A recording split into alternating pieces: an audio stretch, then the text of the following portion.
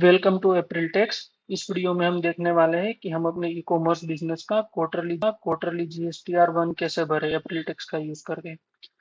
Quarterly return समझने के लिए सबसे पहले हमको मंथली रिटर्न कैसे भरते हैं वो समझना पड़ेगा। तो अगर आपने वो वाला वीडियो नहीं देखा है तो इसको अभी यहाँ पे पॉज कीजिए और वो अपना मंथली फाइलिंग वाला वीडियो देख लीजिए, तो ये आपको इजीली समझ में आ जाएगा।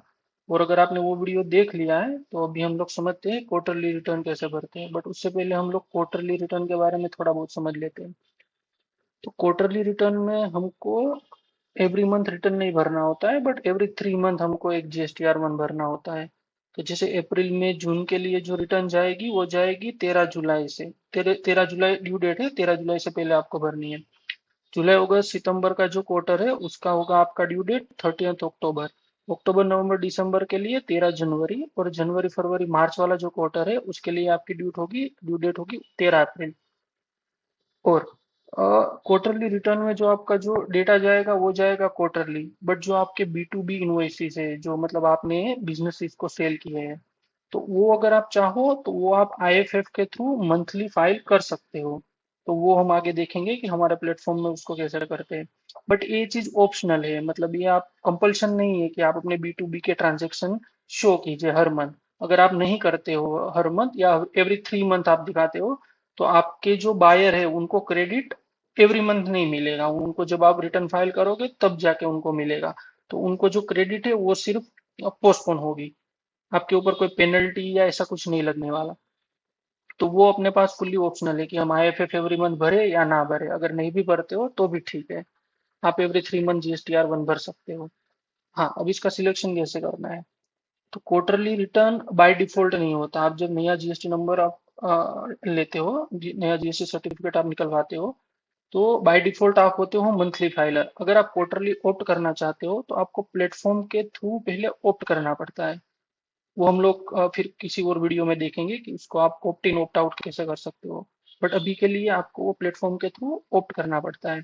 तो एक बार आपने क्वार्टरली ऑप्ट कर दिया, फिर आपको एवरी क्वार्टर ऑप्ट नहीं करना होता है। एक बार आपने क्वार्टरली ऑप्ट किया तो वो आपका चलता रहेगा तब जब तक आप उसको फिर से मंथली में कन्वर्ट नहीं करते हो। तो जैसे फर्स्ट टाइम आप मंथली हो, अगर आपको वो क्वार्टरली फाइलिंग करनी है तो आप उसको क्वार्टरली सिलेक्शन करो। फिर आप वो क्वार्टरली रिटर्न भरते जाओ, फिर आपको जब मंथली में फिर से कन्वर्ट होना है तो फिर से मंथली कन्वर्ट कर सकते हो। और जो सिलेक्शन होता है वो आप बीच क्वार्टर में नहीं कर सकते। जैसे अगर मान लो कि आज जुलाई है, ठीक है, तो आप जो जुलाई अगस्त सितंबर का जो क्वार्टरली रिटर्न है उसका सिलेक्शन आप जुलाई से पहले कर सकते हो। अगर मान लो कि आपको अक्टूबर नवंबर दिसंबर है तो उसका आपको जो क्वार्टरली फाइलिंग करना है उसके लिए आपके पास अक्टूबर तक का टाइम है। मतलब अक्टूबर एंड से पहले आपको सिलेक्शन कर देना है कि मैं इसका क्वार्टरली रिटर्न फाइल करूंगा। ठीक है, वो हम लोग फिर कभी वीडियो में किसी और वीडियो में देखेंगे। अभी से हम लोग प्रोसेस समझते हैं इसको कैसे करते हैं। तो चलिए शुरू करते हैं। आपको एज इट इज अपनी अप्रैल टेक्स की वेबसाइट पे आ जाना है। यहाँ पे आप अपना जो GS नंबर है उसको आप रजिस्टर कर दो। यहाँ पे मैं अपना क्वार्टरली सिलेक्शन करूंगा और यहाँ पे मैं दिखूंगा मेरा टर्नओवर था प्रीवियस फाइनेंशियल ईयर में <5 करोड़। मैं इसको सेव कर दूंगा। तो यहाँ पे मेरा ये सेव हो गया। ठीक है, अब मुझे यहाँ पे अपना जो डेटा है वो ऐसे डालना है जैसे मैं अभी कर रहा हूँ अप्रैल मई जून वाले क्वार्टर के लिए। तो मैं क्या करूंगा, यहाँ पे अप्रैल सिलेक्ट करके अप्रैल का डेटा अप्रैल में डाल दूंगा। मेरा जो भी ये जो प्लेटफॉर्म है वो मैं सिर्फ मीशो से कर रहा हूँ, तो यहाँ पे मैं अपना मीशो का डेटा डाल दूंगा।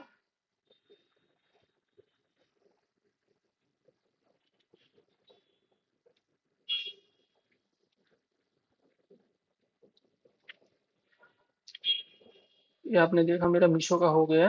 अब मैं यहाँ पे कंटिन्यू करूंगा। तो ये मुझे बोल रहा है कि आप मतलब IFF भरना चाहते हो कि नहीं चाहते हो। अब IFF का जो है रूल वो वैसा है कि अगर आपके B2B के ट्रांजेक्शन है तो आपको IFF भरना है। अगर B2B के ट्रांजेक्शन नहीं है तो IFF का कोई मतलब है नहीं। तो मैं यहाँ पे कोई भी सिलेक्ट करूँ, क्योंकि B2B का ट्रांजेक्शन है नहीं, तो मैं इसको बोल दूंगा कि भाई मैं सारा अपना जो है डेटा वो जून में शिफ्ट कर दूंगा। मैं जून में इसको भरूंगा एक साथ में। ठीक है, तो ये मैंने जून के लिए कर दिया। तो ये मेरे को बोल रहा है कि आपको अप्रैल के लिए कुछ नहीं करना है। ठीक है, गॉट इट। अब मैं आ जाऊंगा अपने नेक्स्ट मंथ में, मई में डेटा अपलोड करने के लिए।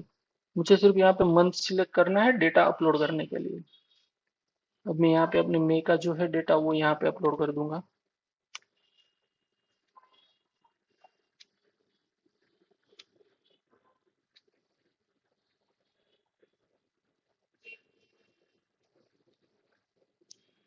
मेरा मई का डेटा अपलोड हो गया। मैं यहाँ पे भी मेरा कोई आईएफएफ बनता नहीं है, और मैं मतलब अगर बनता भी है तो भी मैं नहीं भरना चाहता, तो इसको मैंने जून में कर दिया। तो ये भी मेरा हो गया, गोट इट। मई का डेटा मेरा उसने जून में शिफ्ट कर दिया। और अब मैं जून का डेटा जो है वो यहाँ पे अपलोड करूंगा। इसमें भी मेरा मीशो है। यहाँ में सेल्स रिटर्न टैक्स इनवॉइस, तो ये हो गया मेरा जून का डेटा। अब मैं इसको कंटिन्यू करूंगा तो मेरा जो तीनों मंथ का जो टोटल है वो यहाँ पे आ गया, तीनों महीने का जो मेरा नेट है वो तीनों मंथ का मिला के। तो ये मैं देख लूंगा सही है मेरा, ओके। इसको मैं यहाँ पे कंटिन्यू करूंगा, कंप्लायंस चेक रन करूंगा।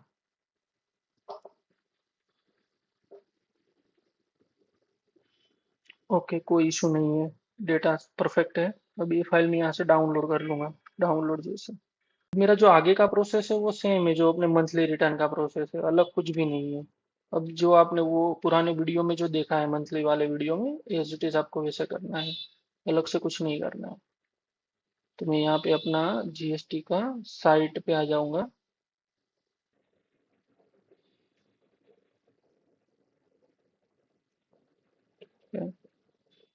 यहाँ पे मैं अपना जो रिटर्न भरते हैं वैसे ही सेम।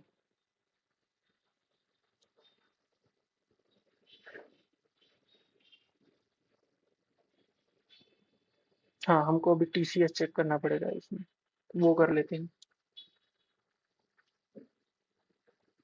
अप्रैल में मेरा, मैंने ऑलरेडी अप्रैल में कर दिया होगा टीसीएस, तो मैं डेटा चेक कर लेता हूँ। मेरा यहाँ पे टर्नओवर है 55,453।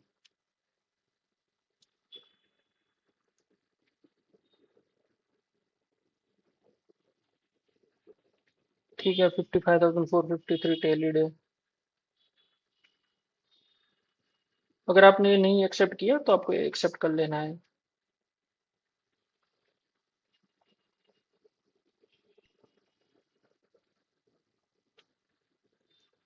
ये हो गया मई का 80,342।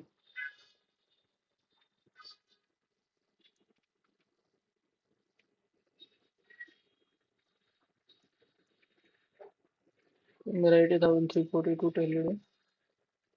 और मेरा जो जून का है सेल वो है,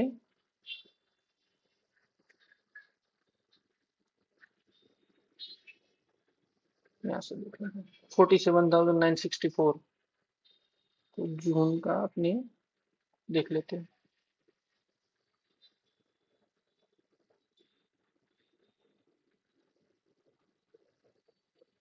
ये मेरा बाकी है, तो ये मैं इसको साथ में फाइल भी कर दूंगा,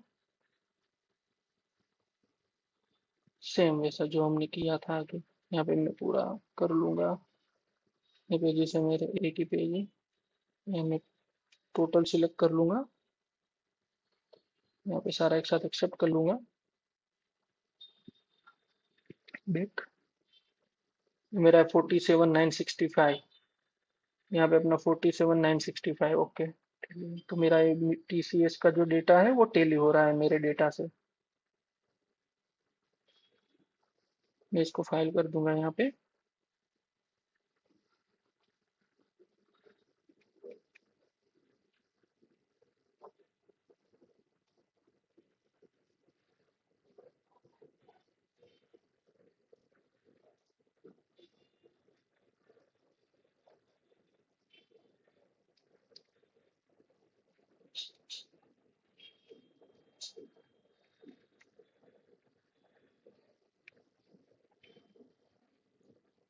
ठीक है, अब अपने GSTR1 फाइल कर देते हैं। अगर आप यहाँ पे अप्रैल सिलेक्ट करते हो और आप सर्च करते हो तो आपको यहाँ पे GSTR1 का टेबल ही नहीं दिखेगा, आपको सिर्फ आईएफएफ का टेबल दिखेगा। मई में भी सेम है, आपको GSTR1 का टेबल नहीं दिखेगा, या आईएफएफ का आपको टेबल दिखेगा। तो हमको उसमें नहीं जाना है, हमको जून में सीधा चले आना है। अगर आप आईएफएफ भरना चाहते हो तो वो वहां से अप्रैल में आपको आईएफएफ का फाइल डाउनलोड करके अप्रैल के आईएफएफ में डालना है। अगर इनकेस आपके B2B के ट्रांजेक्शन है और आप उसको फाइल करना चाहते हो मंथली तो। अदरवाइज आपको सीधा जून पे आ जाना है। प्रिपेयर ऑफलाइन में आके आपको वो फाइल यहाँ पे अपलोड करनी है जो हम आगे भी किया है।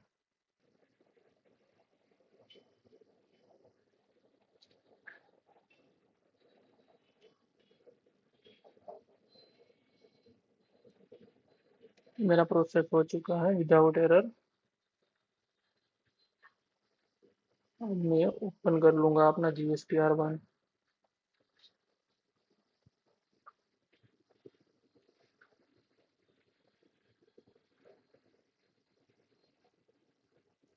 पूरा डेटा आप देख लो, हम लोगों का हो चुका है रिटर्न रेडी। ऑटोमेटिक जो डॉक्यूमेंट समरी है वो तीनों मतलब तीनों मंथ का मिला के आ गया है।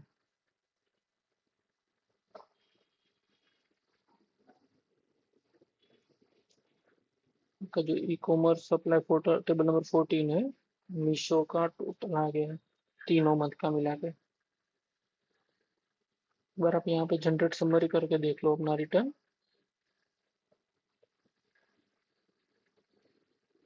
ठीक है, ये मैंने आपको बताया था B2C के HSN कंपलसरी नहीं है, अगर 5 करोड़ के नीचे टर्नओवर है तो ये सिर्फ मेरे को कंफर्मेशन के लिए पूछ रहा है, मैं यस कर दूंगा। फिर रिफ्रेश करता रहूंगा। Proceed to file. यहाँ पे आपको दिख जाएगा आपका टोटल रिटर्न। ये मेरा टैक्सेबल वैल्यू है, इतना IGST, इतना CGST, इतना SGST। सेम डेटा मेरा HSN में यहाँ पे supply made through commerce operator में आ गया। HSN की डिटेल तो मैं दे नहीं रहा हूँ। यहाँ पे मैं फाइल स्टेटमेंट करूंगा। यहाँ पे टिक मार्क करके यहाँ में ईबीसी डाल के वेरीफाई कर दूंगा तो मेरा रिटर्न हो जाएगा सबमिट। तो बस क्वार्टरली रिटर्न आपको ऐसे भरने हैं, मतलब ये कुछ डिफरेंट नहीं है मंथली रिटर्न से, सिर्फ आपको प्लेटफॉर्म पे वो जो दो चार चीजें हैं उसको ध्यान रखनी है कि आपको जो डेटा है वो रिस्पेक्टिव मंथ में डालना है और उसको कैरिड फॉरवर्ड कर देना है जून में, तो आपका डेटा पूरा जून में शिफ्ट हो जाएगा। अगर आप IFF भरना चाहते हो पर्टिकुलर उस मंथ में तो आपको वहां पे IFF की फाइल मिल जाएगी। तो वो जो मतलब B2B वाले ट्रांजेक्शन है वो आप फाइल कर सकते हो, और आपके जो B2C वाले ट्रांजेक्शन है वो आपके जून मंथ में शिफ्ट हो जाएंगे।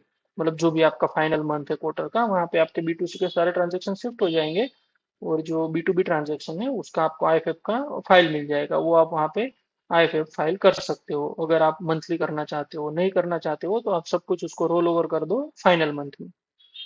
तो और कुछ आपको अगर क्वेरी है, आपको कुछ डाउट है तो आप हमको यूट्यूब पे कमेंट में डाल दीजिए अपना क्वेरी, या तो फिर हमको रीच आउट कर लीजिए, हम आपको इसका सॉल्यूशन दे देंगे।